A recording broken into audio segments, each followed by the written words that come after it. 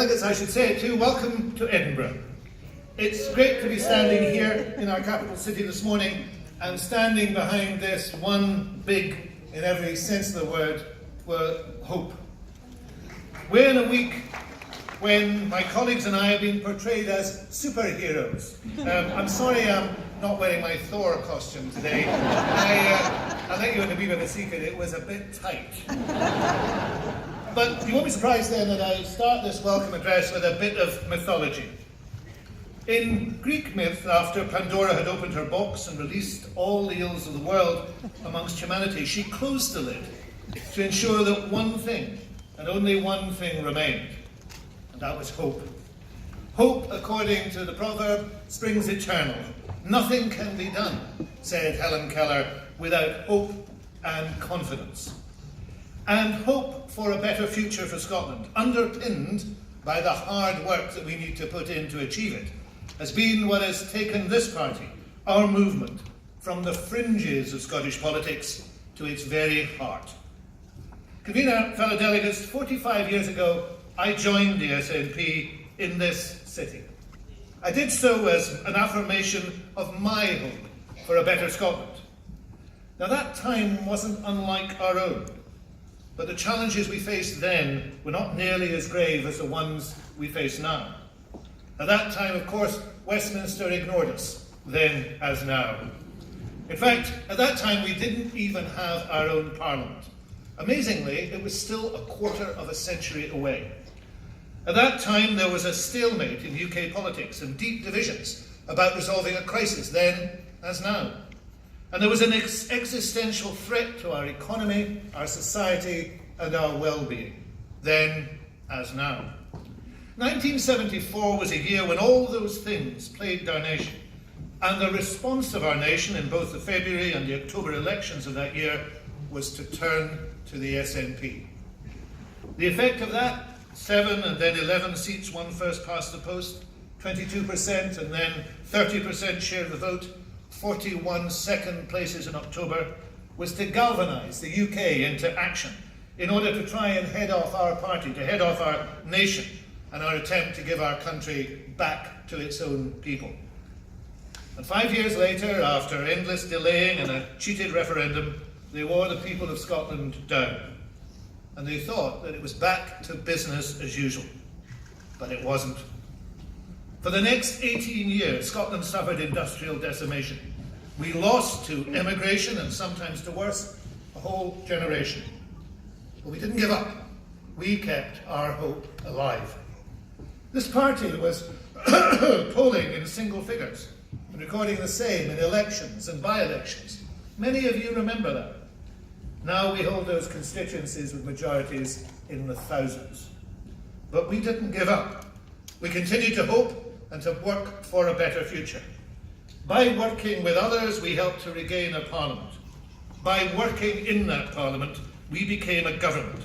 And we've been that for the last 12 years. And even so, fellow delegates, 2 polls in the last few days have shown that we are still by far and away the most popular party in Scotland. Ready to win back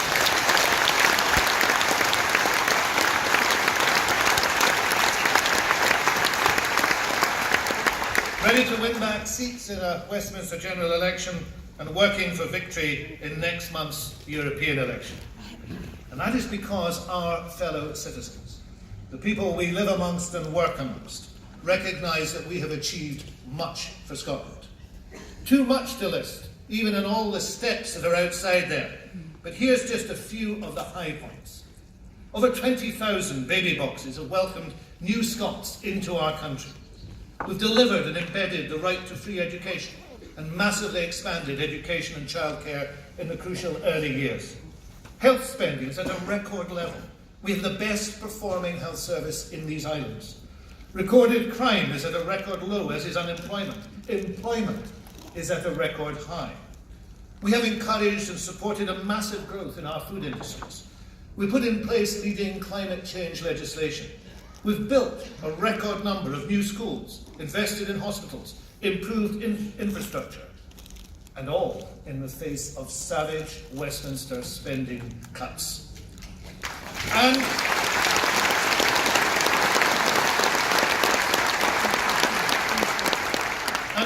offered a referendum on independence, which alas, we didn't win. But we don't give up. And we're now faced with a dislocation the like of which we have never seen before. Brexit, if it happens, will deliver a devastating blow. It will destroy thousands of jobs. It will, by driving away talented and welcome EU citizens, undermine whole industries and increase depopulation in our rural areas. And trying to deliver that poisoned policy is the most intransigent, the most arrogant UK government ever. It has shown contempt for Scotland and the views of the people.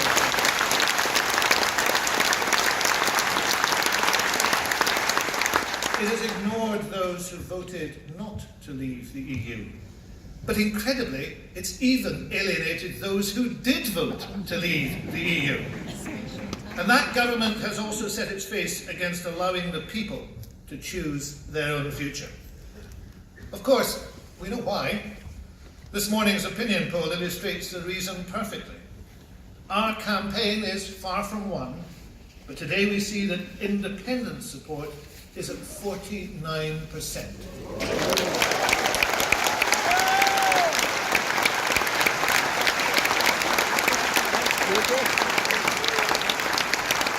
They're not there yet, but no wonder they're running scared, because we don't give up.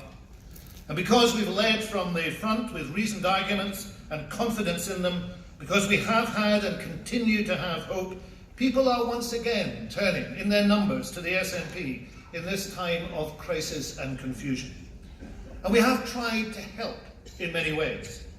For example, we've not only defended Scottish interests and supported Scottish businesses in the Brexit process, we've also invested almost £150,000 in the last year, making sure that people, ordinary people, young people, could have their voices heard and their concerns explored by the Scottish Government.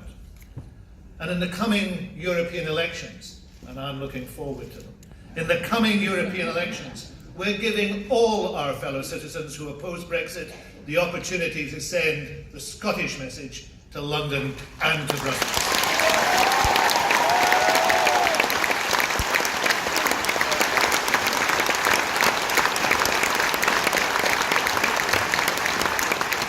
All these things mean that many people are more than thankful that there now is a Scottish Parliament and a Scottish party there to speak for them. And Scotland is becoming a better country to live in because the people of Scotland have a parliament, despite tooth and nail opposition from the Tories over many years, which we shouldn't forget. And they've chosen the SNP as their government to work tirelessly for the people every day of the day job in the parliament. But we're doing more too. Convener, I have no doubt that legally, constitutionally, by dint of campaigning and argument, by persistence and progressive politics, and with the absolute right to full international recognition and full membership of international partnerships like the EU, Scotland is moving inexorably to independence.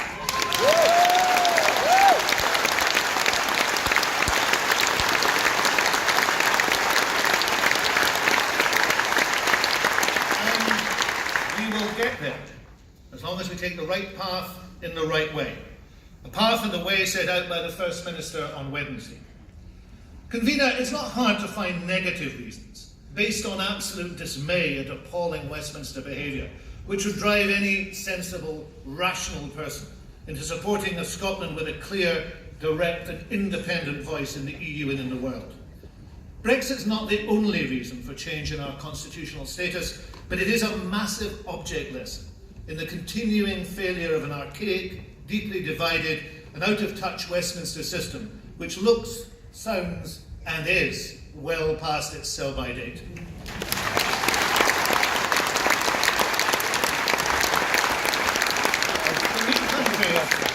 New countries or countries reborn on the international stage need positive foundations and roots that are nourished by good things rather than by bad. And we need to talk about those good reasons all the time. The journey for any nation to independence is never easy or straightforward. But because we live in an age that expects instant feedback and instant action, We sometimes think that minds can be changed and countries transformed merely by a tweet or a hashtag. I wish it was so. I also wish we didn't live in a system of governance devolution which dances round the outmoded, almost medieval idea of a sovereign parliament at Westminster. We want to have done with that. But we must also be prepared to mitigate it whilst we still endure it, and be alive to ways it can be changed for the immediate relief